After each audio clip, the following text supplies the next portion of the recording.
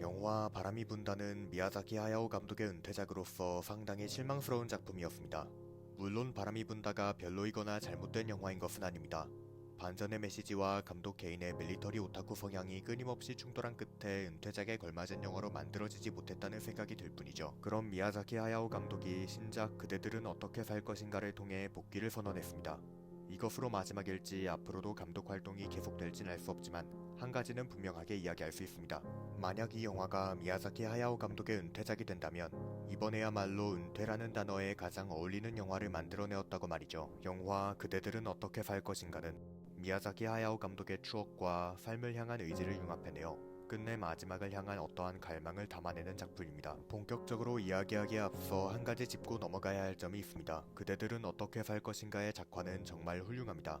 진지하게 지금까지 만들어진 미야자키 하야오 감독의 작품들 중에서 단연 최고라고까지 이야기할 수 있을 정도이죠. 미야자키 하야오 감독은 그러한 작화를 통하여 추억과 의지를 표현하고 융합해냅니다. 그렇다면 추억이란 무엇일까요? 의지란 무엇일까요? 우선 추억은 과거에 대한 기억입니다. 주인공 마이토는 돌아가신 어머니에 대한 기억에 사로잡혀 있습니다. 그 사로잡힘은 탑이라는 형태로 변화하여 이모이자 새어머니이기도 한 나츠코를 가두어 버리는 것으로 마이토가 그녀를 받아들이지 못하도록, 앞을 향해 살아가지 못하도록 만듭니다. 따라서 마이토는 그 탑에서 이모인 나츠코를 구해내어 끝내 어머니로서 마음속에 받아들이는 것으로 앞으로의 삶을 향하여 살아가야 합니다. 탑에서의 모험을 시작한 마이토는 추억, 즉 과거에 대한 기억의 실체이자 어머니의 어린 시절의 모습인 히미를 만납니다. 마이토의 어머니는 세상을 떠났습니다. 따라서 히미는 세상에 존재하지 않는 사자입니다.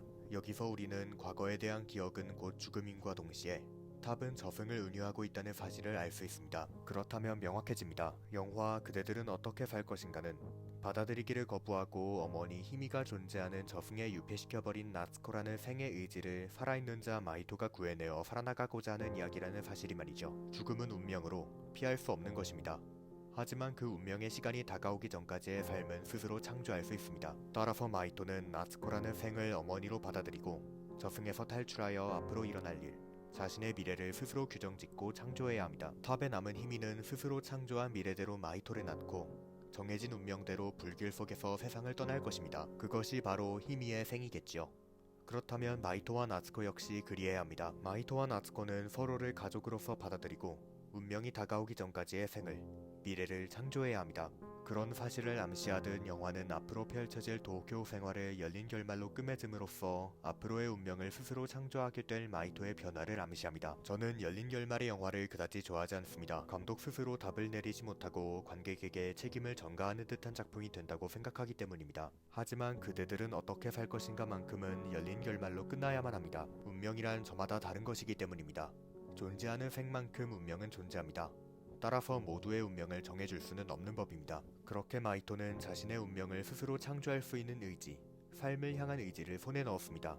그렇기에 돌조각들로 위태롭게 쌓인 탑이 무너지고 말았음에도 개의치 않을 수 있습니다. 지나간 과거와 기억을 상징하는 돌조각들이 무너지고 말았다는 사실은 변하지 않습니다. 따라서 마이토를 사로잡고 있던 어머니 히미의 죽음이라는 사실 역시 변하지 않습니다. 하지만 마이토는 분명 견뎌낼 수 있을 것입니다. 어머니의 죽음이라는 슬픈 과거와 기억을 견디고 견뎌 언젠가 꿈에 나타나주길 바라보는 추억으로 남길 수 있을 것입니다. 그렇습니다. 꿈입니다. 꿈이야말로 이 영화를 관통하는 키워드라고 할 수 있습니다. 미야자키 하야오 감독은 주인공 마이토가 탑에서의 모험을 통하여 슬픈 과거와 기억을 추억으로 만들고 끝내 죽음의 탑을 무너뜨려 살아가고자 하는 의지로까지 이어내는 과정에 꿈이라는 마침표를 찍습니다. 미야자키 하야오 감독은 본인의 과거와 기억, 추억을 꿈처럼 생각하고 있는 것으로 보입니다. 잠에서 깨어나면 꿈은 서서히 머릿속에서 잊힙니다.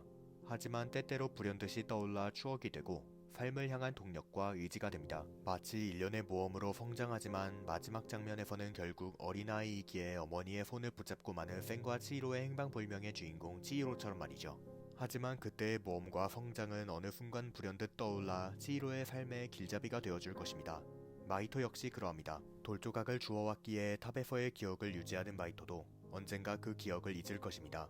그러나 마이토의 마음속 어딘가에는 분명 남아있을 것이고 언젠가 불현듯 떠오를 것입니다. 그 순간 마이토는 자신이 추억을 되새기고 의지를 갚는 삶을 살아가고 있었다는 사실을 깨달아 더욱 마음을 다잡게 되겠지요. 돌조각으로 쌓은 탑, 저승이 무너져 내려도 현실 세계, 이승은 유지됩니다. 생은 저승이 아닌 이승에서 유지되는 것이기 때문이죠. 따라서 소중한 사람이 곁을 떠나가도 인간은 버텨냅니다.